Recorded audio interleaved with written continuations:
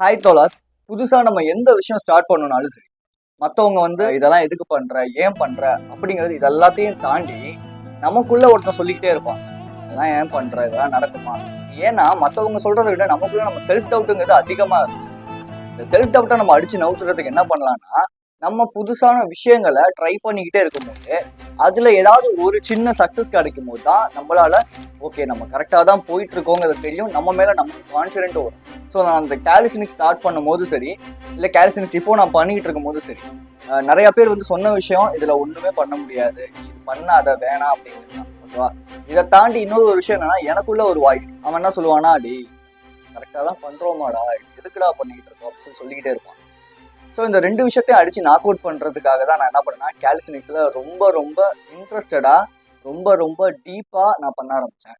So இந்த work அவுட்டை start பண்ணும்போது என்னால் 10 புஷ்அப் பண்ண முடியல. ஆனால் இன்னைக்கு ஒரு செட்டுக்கு என்னால் 25லேருந்து 30 புஷ்அப் வரைக்கும் என்னால் பண்ண முடியும். இது என்ன பொறுத்த வரைக்கும் பெரிய விஷயம் தான். அண்ட் ஸோ நான் இதுலேருந்து ஒரு 2-3 ஸ்கில் கற்றுக்கிட்டேன். அந்த 2-3 ஸ்கில்லும் என்னால் இப்போ பர்ஃபெக்டாக பண்ண முடியும். பட் அந்த ஸ்கில்லை கற்றுக்கிறதுக்கு முன்னாடி எனக்குள்ள செல்ஃப் டவுட்டுங்கிறது அதிகமாக இருந்துச்சு. எப்போ அந்த ஸ்கில்லை நான் பண்ண ஸ்டார்ட் பண்ணேனோ அப்பையிலேருந்து எனக்குள்ள ஒரு கான்ஃபிடன்ஸ்ங்கிறது தன்னால் பூஸ்டப் ஆச்சு. ஸோ இது எதுக்காக நான் உங்களுக்கு சொல்கிறேன் அப்படின்னா, உங்களுக்கு என்ன கோல் வேணா இருக்கலாம். வெயிட் ஏற்றணும், வெயிட் இறக்கணும், இல்லை நான் புதுசாக ஏதாவது ஒரு விஷயம் பண்ணணும், இப்படி என்னவா இருந்தாலும் சரி, நீங்கள் அந்த விஷயத்த ஸ்டார்ட் பண்ணுங்க, அந்த விஷயத்த கற்றுக்கங்க. அண்ட் ஸோ மேக்ஸிமமாக நான் ஏன் எல்லாருக்குமே கேலிஸ்டிக்ஸ் இதை நான் ப்ரிஃபர் பண்ணுவேன் அப்படின்னா, நம்ம சேனல் பார்க்குற நிறையா பேருக்கு பெருசாக மணி ஸ்பெண்ட் பண்ண முடியாது, டயட்டில் பெருசாக ஃபோக்கஸ் பண்ண முடியாது. அண்ட் ஸோ ரெகுலராக ஜிம் போக முடியுமான்னு கேட்டிங்கன்னா முடியாது. ஏன்னா நானுமே லைஃப்ல என்னால் ஜிம் போக முடியாது. இப்போ பாடி பில்டராக இருக்காங்க, அதுவே ஒரு பேஷனேட்டாக இருக்கிறவங்க, ப்ரொஃபஷனாக இருக்கவங்க பண்ணலாம். பட் நம்மள மாதிரி ஒரு நார்மல் பர்சனால பண்ண முடியுமான்னு கேட்டிங்கன்னா அது கொஞ்சம் டவுட் தான் இல்லையா? பட் இதுவே நம்ம வீட்டில் புஷ்அப்ஸ், புல்அப்ஸ் அண்ட் ஸோ இதை மாதிரி புது புது ஸ்கில்ஸ் நம்ம கற்றுக்கிட்டு பண்ணும்போது நம்ம அதை மேக்ஸிமமாக குவிட் பண்ணவும் மாட்டோம் இல்லையா? ஸோ அதனால ஒரு 2-3 ஸ்கில் கேலிஸ்டிக்ஸ்ல நான் கற்றுக்கிட்டேன். அண்ட் ஸோ நீங்கள் பிகினராக இருக்கீங்களா, இன்டர்மீடியட்டாக இருக்கீங்க அப்படின்னா நீங்கள் எப்படி ஸ்கில்ஸை அன்லாக் பண்ணலாம், உங்களுக்கு பிடிச்ச ஸ்கில்லை நீங்கள் எப்படி கற்றுக்கலாம். மேபி இதில் நான் பண்ண தப்பு இருக்குது, அட் த சேம் டைம் ஒரு ஒரு நான் பண்ண தப்பு நீங்கள் பண்ணக்கூடாதுன்னு நான் நினைக்கிற தப்பாக கூட இந்த வீடியோவை நீங்கள் எடுத்துக்கலாம். அண்ட் ஸோ நான் இதை உங்களுக்கு செஞ்சு காட்டுறதெல்லாம் எங்கள் மேட்ரு கிடையாது. நான் உங்களுக்கு சொல்கிறேன் எப்படி ஈஸியாக நீங்கள் பண்ணலாங்கிறத. அது இன்ட்ரெஸ்ட் எடுத்து பண்ண வேண்டியது உங்களோட வேலை. Welcome to channel voice of KJ and me, this is KJ. என்னோட சேனலோட நேம் ஞாபகம் வச்சுக்கோங்க.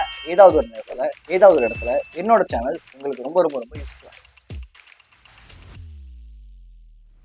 கேலிஸ்டிக்ஸ் ஒர்க் அவுட்டை நீங்கள் ஸ்டார்ட் பண்ணுறீங்கன்னா நான் மேக்ஸிமமாக எல்லாருக்குமே ப்ரிஃபர் பண்ணுறது பேசிக்ஸ் கற்றுக்கங்க. இந்த பேசிக்ஸ் அப்படிங்கிறது நீங்கள் ஜிம்முக்கு போகிறீங்க, ஓகேவா? ஒரு எப்படி சொல்கிறது, ஒரு ஒரு பழைய ஜிம்லாம் இருக்குன்னு வச்சுக்கோங்க. நான் போயிட்டு இருந்ததெல்லாம் பழைய ஜிம். ஸோ 30 வருஷம் 40 வருஷமா அந்த ஜிம் தான். ஸோ அந்த ஜிம்லாம் போயிட்டு இருக்கும்போது அந்த மாஸ்டர் என்ன சொல்லுவார் அப்படின்னா, first pushups, pullups, squats and light வெயிட்ல நீ ஒர்க் அவுட் ஸ்டார்ட் பண்ணு. நான் ஏன்னு கேட்டதுக்கு என்ன சொல்லுவார்னா, உன் பாடி அப்போதான் பழகும், அந்த வெயிட்டுக்கும் உன் பாடி அப்போதான் பழகும், நீ பண்ற ஒர்க் அவுட்ஸுக்கு அப்போதான் அந்த பாடி பழகும், அந்த ஃபிளெக்சிபிலிட்டி கொடுக்கும் அப்படின்பாரு. ஸோ இங்கே கேலிஸ்டிக்ஸ் வந்தாலுமே நான் உங்களுக்கு சொல்ற ஒரு விஷயம் என்னன்னா, பேசிக்ஸை ஃபர்ஸ்ட் நீங்க கற்றுக்கங்க. நீங்க பேசிக்ஸுக்கு கற்றுக்கும் போது தான் உங்க பாடி ஸ்ட்ரென்தன் ஆகும், அந்த ஒர்க் அவுட்ஸுக்கு உங்க பாடி அடாப்ட் ஆகும். ஸோ அப்படி அடாப்ட் ஆகும்போது தான் உங்களால் நெக்ஸ்ட் ஸ்கில்ஸ் எல்லாம் பூஸ்ட் பண்ண முடியும். நீங்கள் பேசிக்ஸ்லாம் கற்றுக்காம எடுத்தோடனே நீங்கள் ஸ்கில்ஸ்ன்னு ஒரு விஷயத்துக்குள்ளே இறங்குறீங்கன்னா சத்தியமாக அந்த ஸ்கில்ஸ் பண்ணாலும் இடையில இங்கே ஜாயின்ஸில் எங்கேயாவது ஒரு இடத்துல கிராக் விழுவோம், இல்லைன்னா சுழுக்கு பிடிச்சிக்கும். அப்புறம் நீங்கள் தான் கஷ்டப்பட போறீங்க. ஏன்னா இந்த தப்பை நான் பண்ணேன். ஸ்டார்டிங்கில் எடுத்தோடனே ஒரு மாதம் தான் பேசிக் பண்ணியிருப்பேன். பண்ணதுக்கப்புறம் உடனே நான் ஸ்கில் பண்ண போறேன்னு சொல்லி பண்ணோடனே இந்த ஜாயிண்ட் ரொம்ப வலிக்க ஆரம்பிச்சிருச்சு.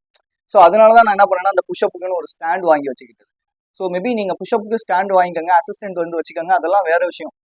பட் பேசிக்ஸை நீங்கள் ப்ராப்பராக பண்ணுங்க. அட்லீஸ்ட் ஒரு 2 months ஆகுது நீங்கள் பேசிக்ஸ்லாம் நல்லா கோத்ரூ பண்ணுங்க. பேசிக்ஸ்னா புஷ்அப்ஸு, புல்அப்ஸு, ஸ்குவாடு இதெல்லாம் பற்றி நம்ம ஆல்ரெடி ஒரு வீடியோ ஒன்று போட்டிருக்கோம். நீங்கள் அதை போய் செக் பண்ணுங்க, ஓகேவா? அது உங்களுக்கு ரொம்ப ரொம்ப யூஸ்ஃபுல்லாக. Give you a new perspective. உங்களுக்கு நீங்களே புது பெர்ஸ்பெக்டிவ் ஒன்று கிரியேட் பண்ணுங்க.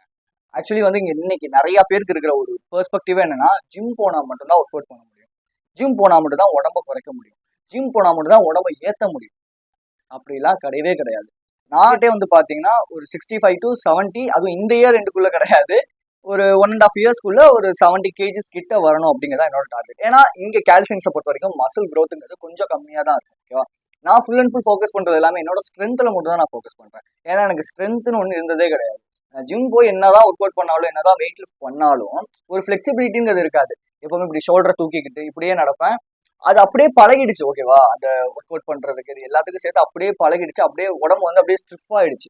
ஸோ நான் மேக்ஸிமம் உங்களுக்கு சொல்றது என்னன்னா, ஃபிளெக்சிபிலிட்டி கத்துக்கங்க, ஒரு நியூ பெர்ஸ்பெக்டிவா உங்களுக்குள்ள கொண்டு வாங்க. நீங்க ஜிம் போனா மட்டும்தான் அப்படிங்கிற ஒரு மென்டாலிட்டி தூக்கி போட்டு நம்ம ஒர்க் அவுட் பண்ணா, நமக்கு இன்ட்ரெஸ்ட் இருந்தா, நம்ம பர்சனல் இன்ட்ரெஸ்டோட எந்த விஷயம் பண்ணாலும் நம்மளால முடியும் அப்படிங்கிற இந்த ஒரு பெர்ஸ்பெக்டிவ் நீங்க கொண்டு வந்துட்டீங்க அப்படின்னா, நீங்க எந்த விஷயத்த எடுத்துக்கிட்டாலும் உங்களால அந்த விஷயத்துல நல்லாவே ஷைன் ஆக முடியும்.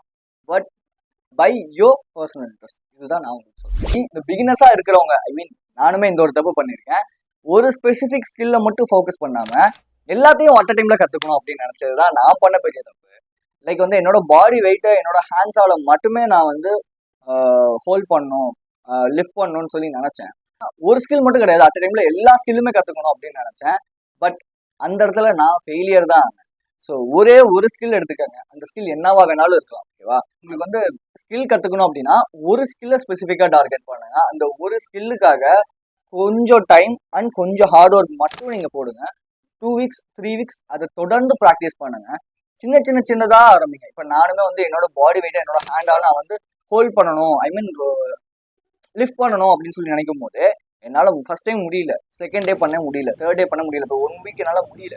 பட் செகண்ட் வீக்லேருந்து என்னோட பாடி வெயிட்டை என்னால் லிஃப்ட் பண்ண முடிஞ்சு, ஒரு 5 செகண்ட்ஸ் என்னால் ஹோல்ட் பண்ண முடிஞ்சு. அண்ட் ஸோ போக இப்போ என்னால் ஒரு 30 செகண்ட்ஸ் 30 to 40 செகண்ட்ஸ் வரைக்கும் என்னால் என்னோட பாடி வெயிட்டை ஹோல்ட் பண்ண முடியும்.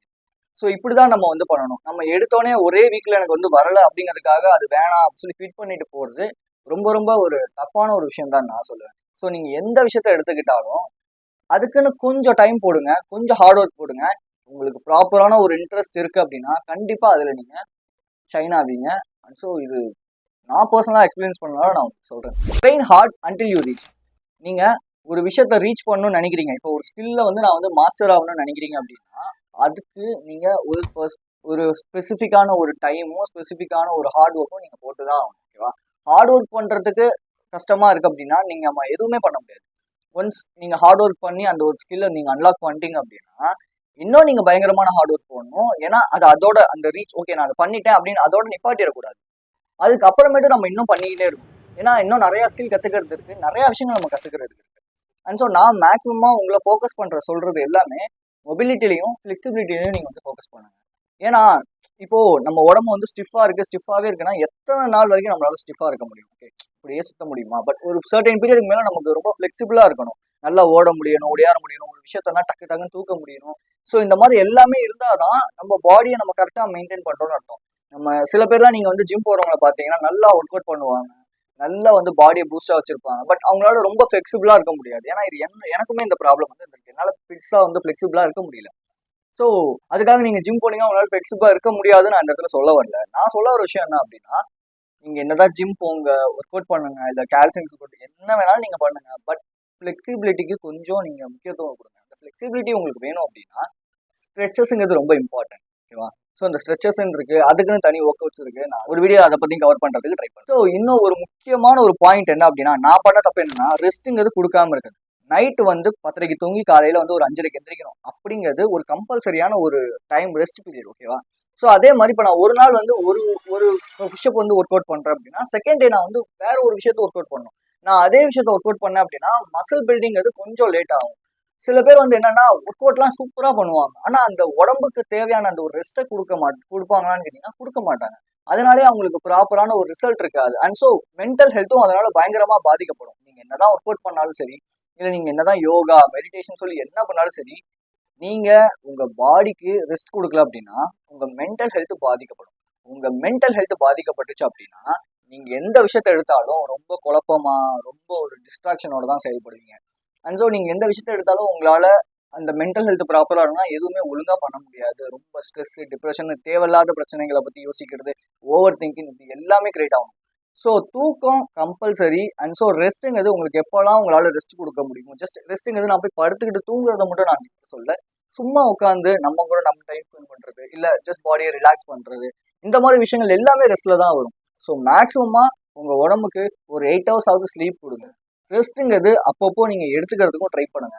எப்போவுமே உழைச்சிக்கிட்டே இருக்கீங்க, ஓடிக்கிட்டே இருக்கீங்கன்னா எதுக்கு? ஏன் கொஞ்சம் ரெஸ்ட்டு தேவைப்படும் இப்போ எல்லாருக்குமே லைஃப்பில். ஸோ ரெஸ்ட் எடுக்கிறது தப்பே கிடையாது. Okay, so be strong and stay positive. This is KJ. Careless things பற்றி நான் நிறைய வீடியோஸ் அப்லோட் பண்ணியிருக்கேன். அதுக்கான பிளேலிஸ்ட் இங்கே கொடுக்குறேன், போய் செக் பண்ணுங்கள். So I will see you in this playlist and thank you for watching this video.